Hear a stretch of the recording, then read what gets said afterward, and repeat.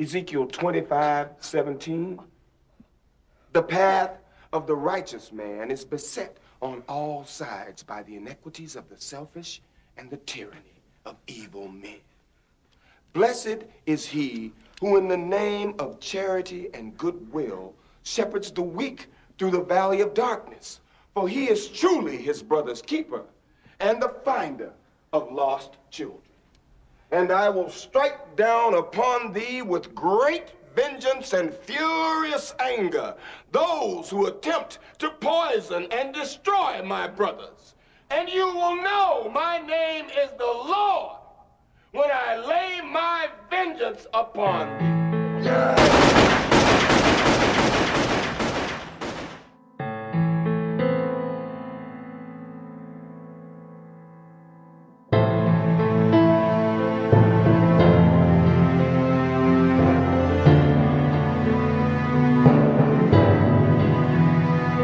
کی بود تا صبح بیدار بودی یادت میاد سیگار پشت سیگار از استرس زیاد شاید حبس سرنوشتمون تو صندوق شاید فرجی بشه معجزه‌ای در بیاد اون چیزی که ما باور داریم و میخوایم بس بد و بدتر نبود فریاد مثل غده تو گلوامون گره خورده بود ولی کسی جواب گریه آمونو نداد سال بدی بود اما من و تو بد نبودیم این یه امتحان بود برامون رد نشدیم یاد گرفتیم جواب مش همیشه مش میزدن و ما باتون خوردیم و اونا ساندیس خواستن به لجن بکشن رنگ پیرهنت شکستن تنت و بستن دهنت گفتن به اون چه که نکردی اعتراف کن مثل ندا به عزا میشونیم مادرت ما مرز بین مرد و زن و خط زدیم حتی به عشق مجید رو سری سر کردیم حرفامون روشن بود و گوشاشون کرد همه درخت شدیم حکممون تبر بود چه خیابونا همه بوی خون میداد جلو چش رستم سهراب جون میداد دستی که قلم داشت و قلم کرد به اسم خدا کشتن و قل و غم کرد سالی که شیشه نوشابه بو کهریزک میداد چقدر دلم یه شکم سیر گریه میخواد چقدر دلم یه شکم سیر گریه میخواد